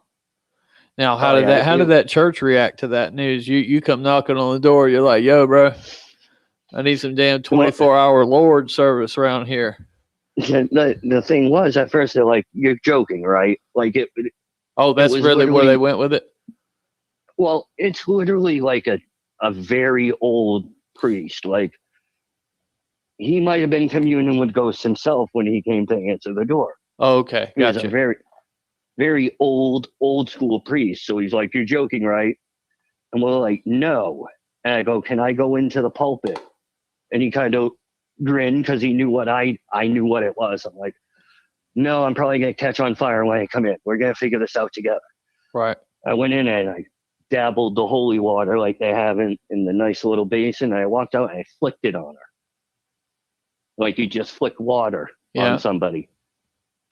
And it hit and it hissed and steamed. And he went, "Oh, I need to make a phone call." I'm like, "Okay."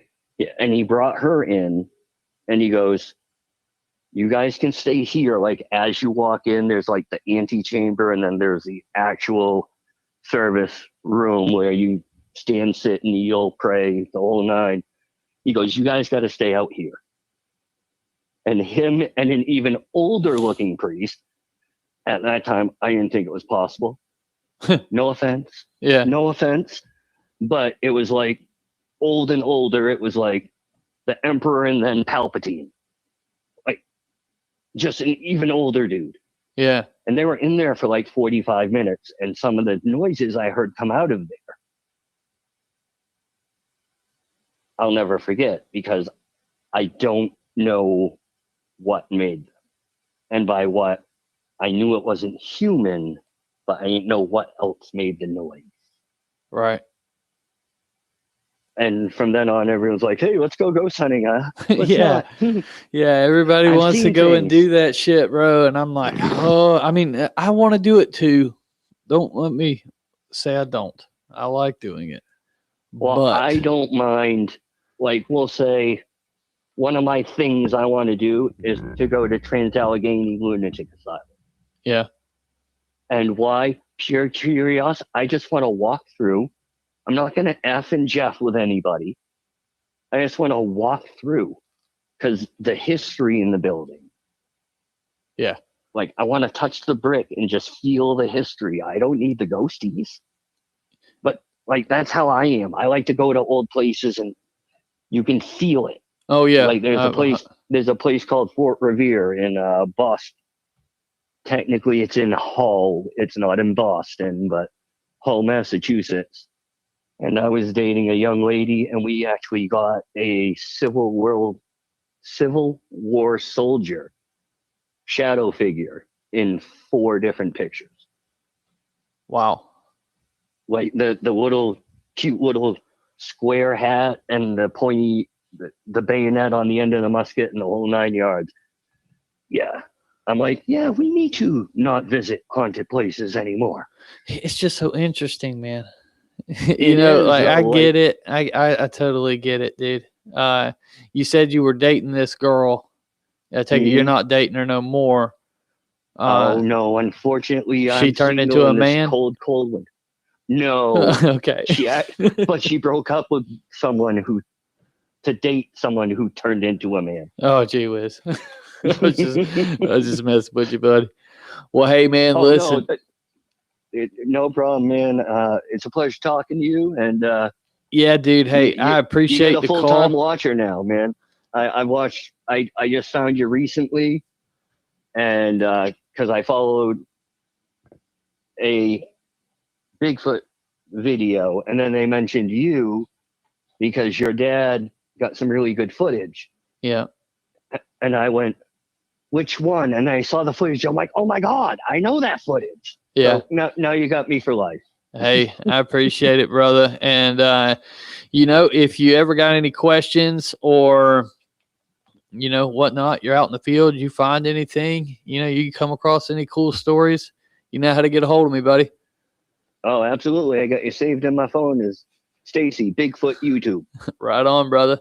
Well, hey, buddy. All right, you have a great thank night, you. boss. The people loved this call. People were like, oh, my God. You know, they're all in the chat talking about it. It's very interesting Nice. stuff, man. We're really grateful that you called in. So thank you so much, buddy. You. Yep, you too. All right, bud. Bye-bye. Bye.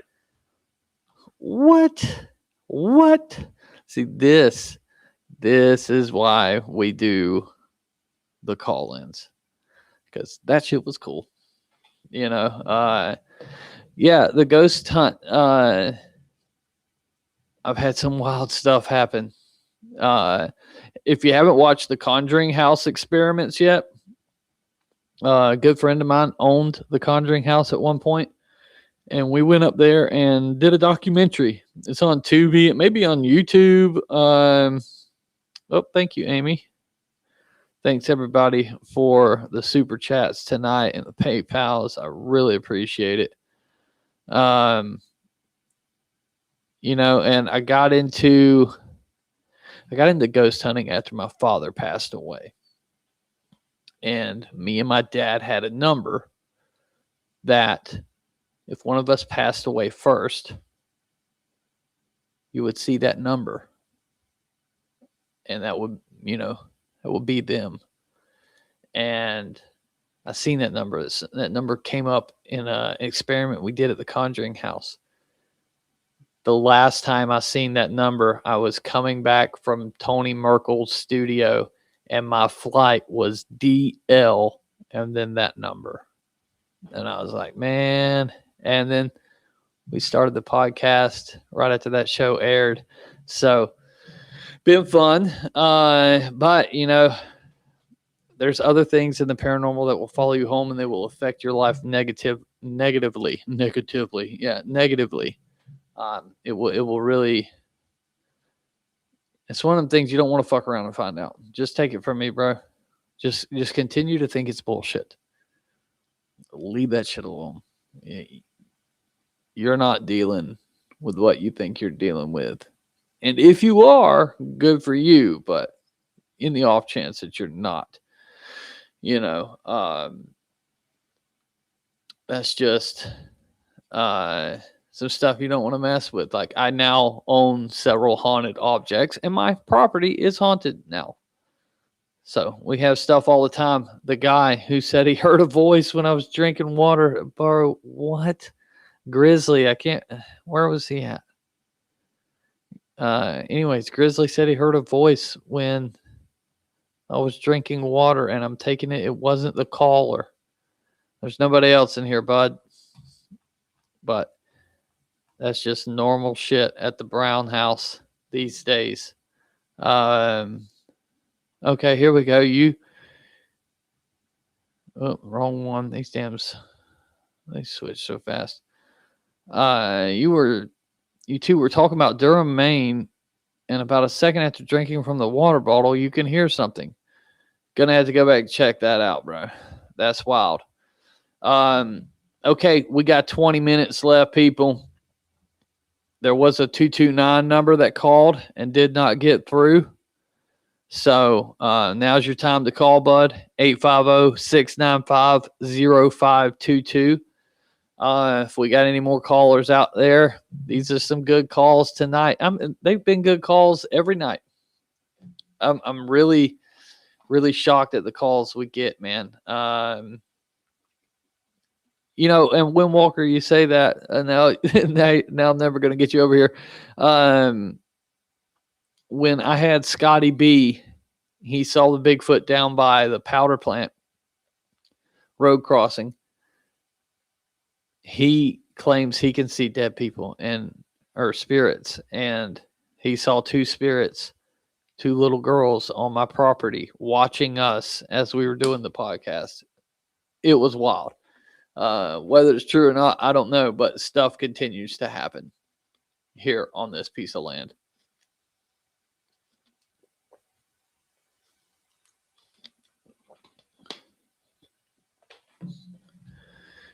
Which is strange, you know. We found looked like a samurai figure in the woods, super old samurai figure in the woods, just sitting in like a hole in a tree, way out in the middle of the woods in Missouri.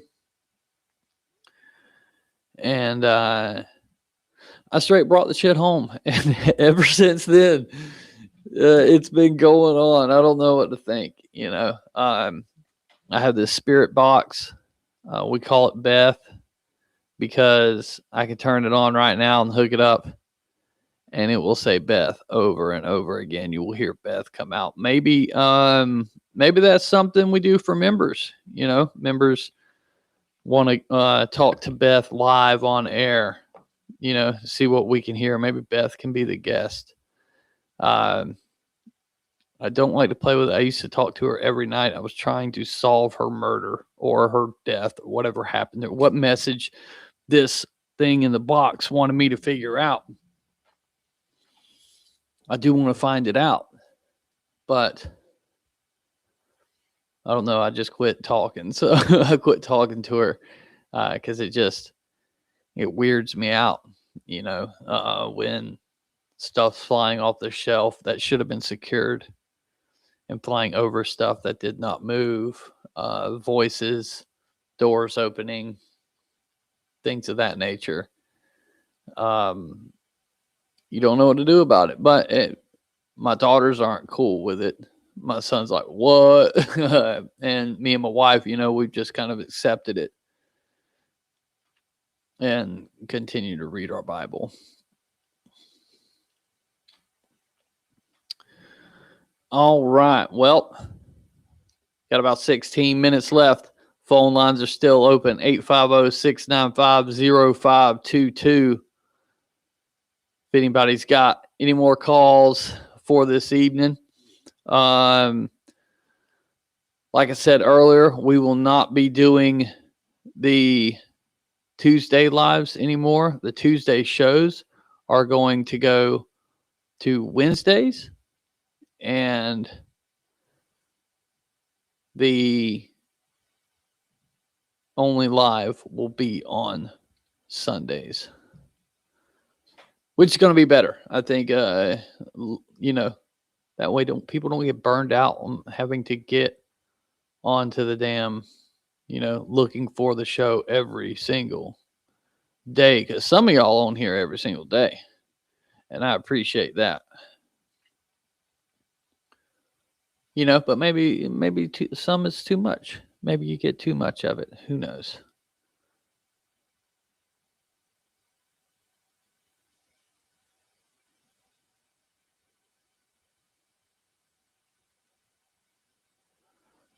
Okay. All right. Well, it's been fun tonight. This Friday's episode is I got Flat Rock in the studio. I'm trying to schedule my next group of guests. I think I'm going to finally get my buddy Marty Morgan in the studio after Flat Rock. He's got a bunch of experiences. He shot one when he was younger. But he's got a bunch of other experiences too, but he's a great storyteller, and I think that'll be a great episode. That episode may go 2 hours. I don't know how long we'll sit there and talk, but me and that dude can just go back and forth. Okay, let's see here. Hey, Stacy, have you ever played with a Ouija board to talk to the afterlife entities around your property? No. Never broke the Ouija board out here. I usually go other places to ghost hunt because I don't want the stuff here. But we will run stuff here every now and then to, I don't know, kill time. It's just weird. I'll just get a wild hair up my butt and turn the spirit box on, set it on the table, and talk to it like I would Siri or something like that while I'm washing some dishes. Like, y'all would probably think I'm insane. I'm just going to be honest with y'all. There's Bigfoot over here. He's talking to ghosts. He's doing dishes. He's sweeping. This man's lost his marbles, probably make for a really cool Joe Exotic type documentary, except without the lion killing and all the other the tiger killings and all the other stuff they were doing. The thing about the spirit box, so what we used to do, we did a couple times. I was in this group called Outcast Paranormal, and we would do a paranormal live show. And I kind of did a version of it back in October. And we would do different things. Usually lead it with a protection spell. And it was like a ghost hunt that you sit down and watch, right? It's all kind of performed in the build. I shouldn't say performed, but on stage, and the experiments done where you can view and you can participate. And basically, we would start with like a protection spell, and then I would do like an Aleister Crowley, probably ritual, I guess you would want to call it, to draw spirits in. Then we go through different little methods to get activity. There's this one like Panasonic DR60 or something like that. It's a little voice recorder they took off the market, but you can get EVPs on this thing almost every single time. It's so scary, so wild. And we'd bring people up, they'd ask a question, and we'd replay it into the mic. And then at the end, we'd do an Estes method with somebody from the crowd. They'd come up, blindfold them, put headphones on them, let the spirit box, play through those speakers in their things, and then the audience would ask questions. So fun. The people would sit there and just go forever, and then in October we did it in the old Wakulla County Jail, and it was an amazing time. It was an amazing time. The people loved it. It's wild because sometimes the stuff that's coming through the spirit box, which now the spirit box is just a radio. It's just flipping through the channels really quick, so you shouldn't hear curse words or anything of that nature. But more times than not, that's the stuff that comes through. And that's it's always tripped me out. It's always freaked me out. I think there's more to this reality that we live in than what we know and what we give credit to, Boy, I'd be sucking down these waters.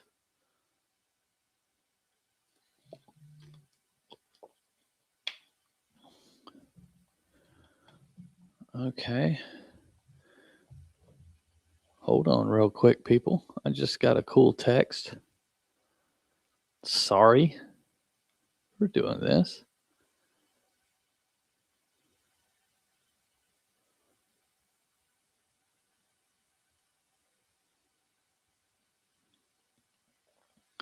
Okay, well, this is a Bigfoot show. We got 9 minutes left. Somebody that's been on this show before. Yes, Christina, I went through a phase with the paranormal side where I did everything. I wasn't worshiping the devil, but certain stuff works. And I was just a dog chasing a tire. So that, I could do the hymn to Pan, and stuff will happen anywhere. Doesn't matter where you're at, Anyways, I'll ask the audience. Do y'all want to hear a Hat Man story? I just got a text from a guy who's been on the show, who said he had an encounter with a Hat Man. I do not anymore. I do not mess with the Aleister Crowley. Doesn't mean I won't. But I'm not like studying Aleister Crowley and getting into all his religion and shit like that. There's just like this one thing that we tried one time at the TNT bunkers in Point Pleasant, Virginia. And this stuff came up and started happening. And then, so we started doing it in other places, and it was a way to open a portal to the other side. But yes, y'all want to hear, okay. All right. The people have spoken. We're going to go ahead and hear about the Hat Man right now. Here we go on the Bigfoot Underground. We're going to talk about a Hat Man. Hello. What's up, buddy? What's happening, man? Oh, I'm same at it, bro. We're sitting here. I asked the people if they want to hear another Hat Man story, and I got 1, 2, 3, 4, 5, 6, 7, 8. 8 people said they want to hear it. So, okay, let's go ahead and talk some Hat Man. All right. So I caught the last part of the description that he was giving, but when he said Hat Man, my antennas went up. Hey, tell everybody who this is again. Oh, this is Brian. This is Brian. Brian has called in here before, people. So you'll have to give me a nickname or something, because there's so many Brians in the world. All right, so go ahead. So anyway, when I was doing paranormal investigations, like I said, when I called before, probably about 4 or 5 years, I was doing it before it was cool, before the televisions and all that stuff. Right. And me and my then wife, we started experiencing things, and it was almost into the medium realm. So we actually started getting like pictures in our mind, and it would be like someone's talking in your head, but it's not your words and it's not your thoughts. Right. And what would freak you out is you would be talking to someone and they would start to validate what you're saying. And that would freak me out more than anything. Into it. And this rabbit hole goes as deep as you want to, all the way to the gates of hell.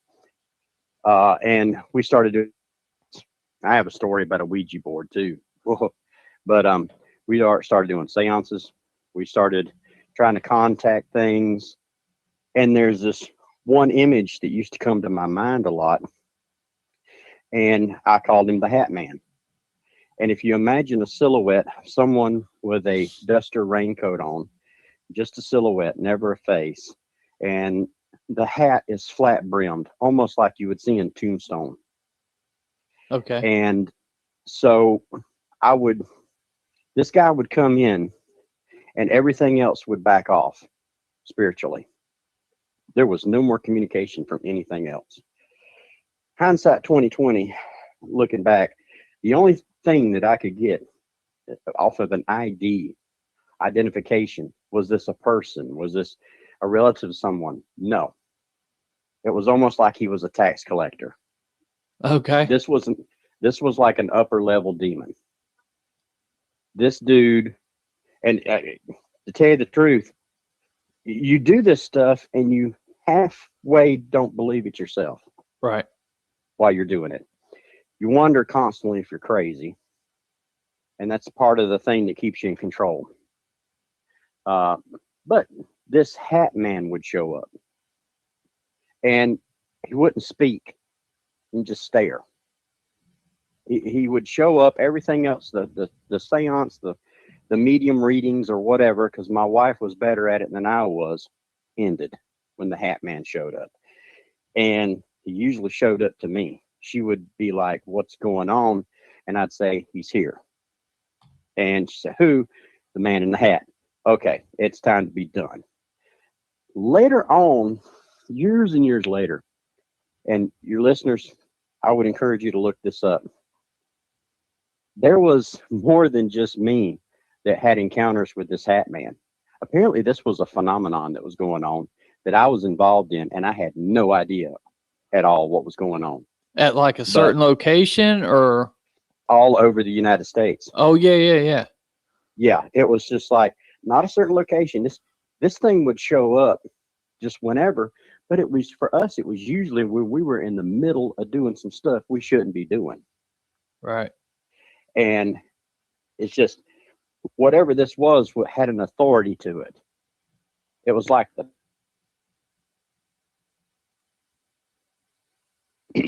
but I don't know if you've got how much time, but I do have a story about the property that I lived on that I spoke about before. What my first encounter with parents actually involved the sheriff department. Okay. Well, hey, we can run over. We got 2 minutes, but you know what? I'll go. How about this? I'll go to 10:15 tonight. We'll I'll make it quick. Yeah. It's an awesome show, by the way. So on the property where we discussed before, where my brother and my cousin had the encounter with the Sasquatch, I lived on that property in the early 90s. I had a single wide trailer, and I had a couple people over, and I was working midnight shift at a local prison, and I was off that night, and I was tired, so I went to bed. They come blaring into the bedroom, "Get out here right now. Somebody's messing around under the house." So I get up, and I go out to the living room, and they're like, "This fan clicked on and off like 3 times. I'm like, "Whatever. What's going on under the house?" And they said, "We hear this tapping, and when we tap, it answers us." And my first thought was, whatever. Okay, so show me. So someone would tap on the floor 3 times, and a couple seconds later, 3 taps would come back from underneath the house. So I'm thinking, all right, that's just one time. And then one of the people that was in the house said, "Tap under his foot." And this thing tapped under my foot. I could feel it. That got real. Yeah. But I went to, all right, somebody's screwing around up under my house. So I'm tapping, they're tapping back, all that stuff. And I'm starting to tap to this thing. It's tapping back to me. I told him, I said, listen, keep on doing what you're doing. I'm going to go in the other room. I'm going to call the sheriff department. Because I got some jackleg up under my house that is messing around Messing with you, yeah. So sheriff deputy shows up. He gets out. He didn't have his lights on. He didn't put a spotlight. I got a skirting all the way around the house on the front end. On the back end, it was open. He comes in the front door. It's like, what you got going on? We're starting to describe to him. And of course, the women are just going, they just made it sound crazy as hell. Yeah. And he's like, yeah. And one of them went, watch this. And they tapped on the floor 3 times. And you heard a pop 3 return. And the deputy lifted his foot up. And he looked at me. And he said, somebody's under your house. I said, exactly. That's what I've been trying to tell you. He said, all right. So we go around the back of the house. And the back skirting is open from one end of the house. And I'm following him. And all of a sudden, he takes his flashlight. He's running around. And he pulls his service pistol. Yeah. He's like, I just heard something. And he shines the light up under the house. And he's like, come out here. Come out here right now. And then he looked around. He says, I got my gun out. Get your ass out from under that house right now. And I'm thinking, he got him. He got him. And he said, there's nobody up under there. What? So he looks at me. I look at him. Now, I have never had an experience with paranormal anything. Uh-huh. Now, I knew about what my brother had told me about Bigfoot. But I was shocked at that, too. Bigfoot's in Washington. He ain't around here. So that shocked me. I'm like, nah. But I believed him. I still do. The paranormal stuff, that happens on TV. That don't happen to me. Right. So we get back in the house, and this guy's like, you got some pipes settling. You got some, maybe it's the house creaking. And one of the people was like, well, I bet it wouldn't be the house creaking if it tapped on your foot 4 times. And it did it. Oh. And he's like, listen, I can't help y'all. Gets in the squad car. And I mean, I heard if there had a turbo on that car, I'd have heard it kick in. He was out of there. Good Lord. For the rest of the night, we were communicating with this thing. So at the time, I grew up Mormon, in the Mormon church. Me too. Me too, by the way. Oh, you did? Yeah. So I called my bishop. He's like, listen, you're in the Melchizedek priesthood. You got the power to cast this thing out. I got to get up and go to work in the morning. That was the extent of the help that I got. Oh, wow. Yeah, I appreciate that, buddy. Yeah. So here I am left alone with whatever this is. Well, it went on and rocked on. I told my family about it. So my aunt, my daddy, and my mama all come over to the house. And I'm trying to tap on the floor. And this thing made me look like a right-eyed fool. And you know, when your family looks at you and said, oh, honey, are you okay? You can't pick yourself off the floor as deep as you go in the carpet at that moment. Right. And I never discussed anything that ever happened to me at that house ever again. When I got to Michigan, the lady I was married to at the time, she's passed away. Mm-hmm. And we decided we're going to start going out ghost hunting. So we'd go out to cemeteries. We were real investigators. We had the night vision cameras. We had all that stuff. Yeah. We actually discovered on a tip from a law enforcement officer of a grave site. And we went out to the grave site and we started getting a lot of activity. And the grave site, because we started asking questions, who are you? And it was like vague answers and just kind of real weird. But when I would go out there and we'd investigate, we were like, holy crap, there's like 30 grave sites out here, but they're all covered up. Right. And we had a way to douse out the grave sites with dowsing rods. So that's what we were doing. Then one day we pull up there, there's a fence built there and a big sign, It was a pauper cemetery for the local insane asylum. Oh, wow. Okay. And we didn't find that out till later. Right. So there's a lot of stuff that out there that you get into it, you got to be careful. It's kind of like a sinkhole. You got to make sure that you can get back out of it. And by the grace of God, I was able to get back out of it. But I have seen and heard some stuff that won't nobody believe, but I've seen enough. And I'm not surprised when somebody tells a story like a hat man. That's like, yep. Oh, yeah. You know, see, it's like I somebody think, that's seen Bigfoot. They're like, yep, seen it too. Oh, yeah. I think with the ghost hunting in particular, people don't expect anything when they get into it. It's almost like, hey, I've got this weird friend. There's always some friend that gets you into it, you know, or something, maybe TV interested somebody. And I don't know that they actually think there's something that can happen. And then when it does, I don't know. For me, it was like there was a pull to it. That could also be my curiosity, you know. But I think there's something more to it. I almost think these things, this phenomena attaches itself to you and makes you come back to it, if that makes sense. It gives you enough to keep you on the line. It gives you just enough to keep you addicted to it. And it draws you back and it draws you back. And the thing about the Ouija board, even when you're not out there doing the live investigations and all that stuff, there's still things that happen. For instance, my stepdaughter, she brought a Ouija board in the house. Right. I found out about it. She didn't have a Ouija board after I found out about it because it was ripped up in the damn garbage. Yeah. And I told her, I said, you don't understand what you're doing. This is not a Hasbro game, okay? This is something serious. So she got all upset because I tore up her game.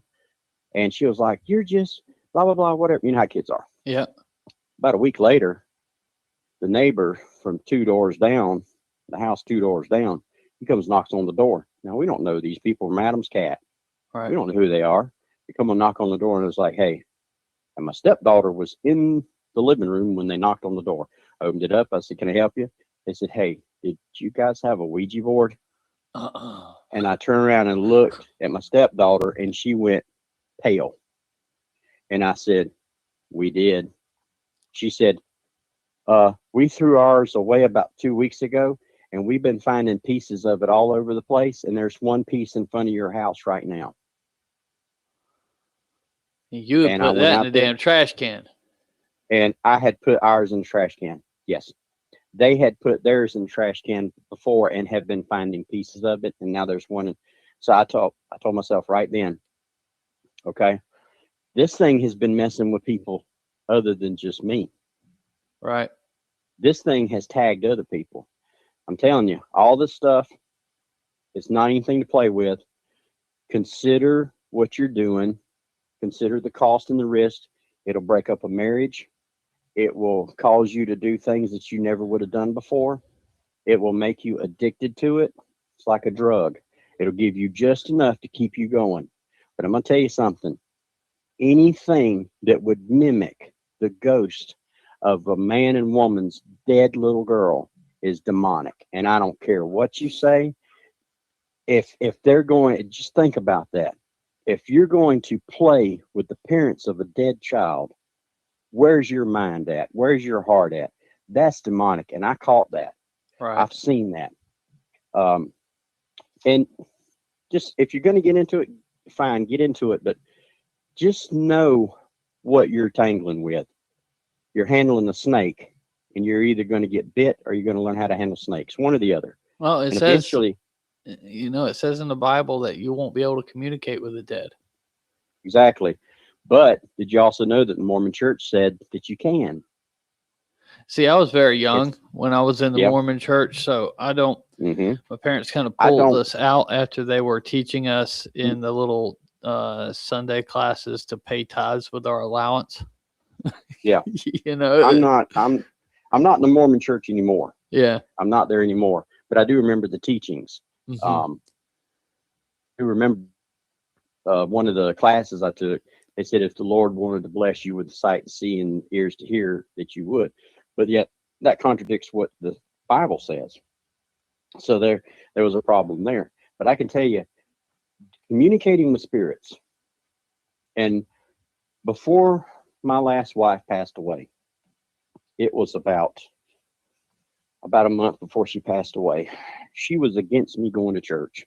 All the paranormal stuff stopped when I started going to church. Yeah. I mean, stopped. And she got upset. She's like, we don't do readings anymore. We don't do ghost hunting anymore. You've changed. Yep, I sure have. And whatever this was, I honestly believe, got in her head and said, well, I don't know if I want to be married anymore. You've completely changed. You've left me. Which my response to her was, why don't you come to God, and that's where I'll be. Right. And after that, she did. She went to church. It's about a month after she got saved, she passed away. I'm sorry to hear that, bud. She didn't want to read no more. She didn't want to ghost hunt no more. She didn't want to do any of that. No more. She was done. But I can tell you, the time that I had as an investigator only strengthened my faith, because I've seen it. I've seen the Bible come off the pages and walk through my life. Honestly, I have. Right. And it just solidified my faith. So if you're out there and you used to do that stuff, don't beat yourself up. There's redemption for everybody, including me. I tell you right now. But just be careful what you're doing, and know that there's a price for this. The toll is not zero. There's a price that somebody's going to pay, and it might be your kids, it might be your wife, it might be you. But playing around with this stuff, if they decide to latch on to you, buddy, you don't want that. Amen, brother. That's exactly why I got out, because like our Outcast Paranormal group, we were in it. We were all good friends and stuff. And then we went to the Conjuring House and stayed for a week and did all this stuff we had no business doing. And only like two of us to still talk. Yeah. You know what I mean? Yeah. And it's just like, I heard you talking earlier about with the guy talking about the only thing we're going to need to prove about Bigfoot is we're going to need a body. No. Let me tell you what's going to happen if you shoot one of these things. Not only have you made all the other ones mad in their tribe and their family group, the government's going to show up and they're going to look at you and say, you keep your mouth shut. Yeah. Or something's going to happen. If you take any video, they're going to snatch it. They're going to make you look like a fool. They're going to say it's AI. Then they're going to come to your house. The reason why they don't want Bigfoot being a real thing is because it collides with so much other stuff. And then if you prove that Bigfoot is real, then you're going to have all these people saying, whoa, this thing can cloak. Right. Does that mean the U.S. government has that technology? Sure do. Yep. So there's so many things that would happen. I'm satisfied in my personal own self. I'm satisfied with knowing that he's real. And I don't need to prove it to a cotton picking soul. Right. But I understand where you're coming from. But science is a religion, and they're not going to let you mess with their God. And that is the truest thing I've heard spoken today. Like that, you nailed it on the head right there, brother. Yes, sir. So, you know what? It's if you go out Bigfooting to commune with these things and talk to them. I do believe that they're ancient. I do believe they're old. They're, number one, the same Savior that saved my soul knows them things and knows them by name. He's allowing them to live on this earth for his purpose. So there's that. That's why they don't tear you up if you accidentally shoot one of them. I've heard that over and over. Why ain't these things running these men down? They should be on missing 411. Why they live to tell it? Yep. There's something there that's holding them back. But I tell you, we can learn something off of them, learn something off of them. If nothing else, you have contacted something that the Native Americans grew up with and have known for centuries, and you are among the minority that you were able to do this and live to tell about it, but you were able to do this. And, that's so awesome to hear the stories about people that they take care of them and them things take care of the people. They watch out over them, and in return, they plant trees that feeds them. And so that's the most awesome stories. I love to hear those stories. Yep. But, the ones that get disrespect off of humans, let me tell you something. I work with people every day. I understand where Bigfoot's coming from if he turns around and screams at a person for being rude, just a jerk, because I would probably do the same thing.